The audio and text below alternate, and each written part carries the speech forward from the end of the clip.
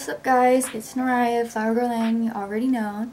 For today's video, I'm going to be showing you guys how to do a stick and poke tattoo. I just want to give a little quick warning before we even get into this.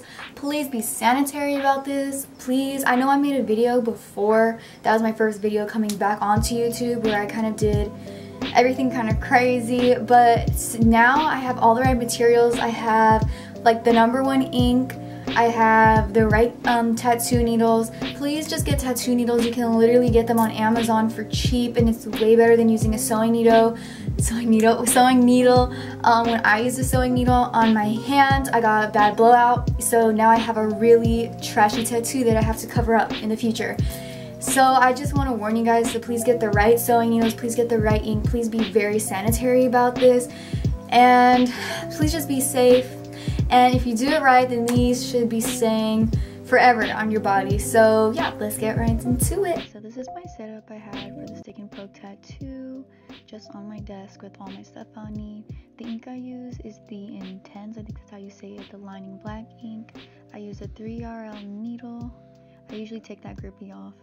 And then I have an alcohol for cleaning, and then here I have some Q-tips, a placement thing for my ink, and then some paper towels on the tray. So this is when I did my stencils. I always start off with pencil first, and then I start off with the ballpoint pen, and then you can also check if it's working on the other side just to make sure. And then I usually get a fine point pen with no ink just to carve it in a little bit more, that way the ink goes onto the stencil even more. So the way I lay the stencils was just on my arm, and then I put some water, and then it stuck right on. It took me a couple times, but it came out okay.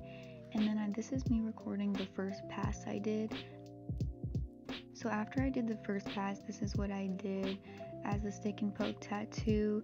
Basically, I'm just pricking where the stencil would have been just in the first pass. It's okay if your dots don't connect the first time, just because this is your starting base. Once you keep pricking in the same exact spot, the lines are going to start forming because all the dots come together, and then it's going to make a shape, which ultimately makes the tattoo. So yeah, I'm just pricking with the needle. If I feel like it needs more ink on the needle just by eyeballing it, then I'll go ahead. And then I'm just kind of following where I think the lines will be. It's okay if it's not perfect, because you can always just touch it up as you go along, just define it more how you like. And it's okay if you don't do it the exact all in the same pattern. If you want to start with the first piece of a tattoo and then just work your way throughout the whole tattoo, if you're scared if you're not going to prick it right, then you can go ahead and do that.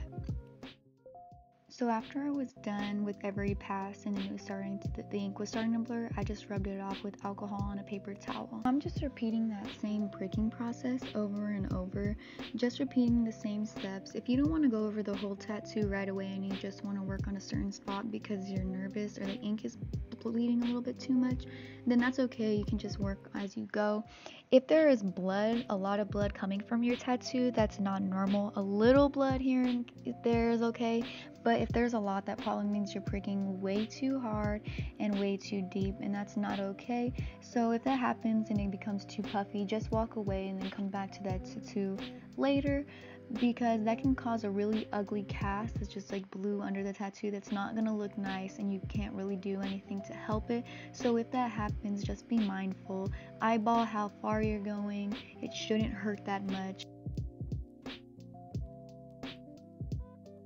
Here's how the tattoo looks about halfway done, and then here I'm just showing you guys, just finishing up the dots. This is how it should look when you're about getting ready, just done fixing the lines up. If some line needs to be extended or anything, this is how it looks.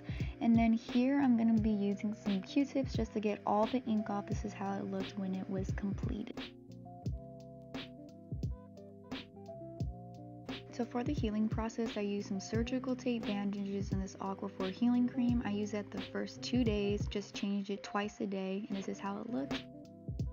Thank you guys so much for watching this video. If you enjoyed the video, please hit that thumbs up and hit the subscribe button. I am trying to get to 1,000 subs, because if I get to 1,000 subs, I can finally be making money on YouTube, which means better content for you guys. And make sure to hit the bell notification if you want to know every single time I post.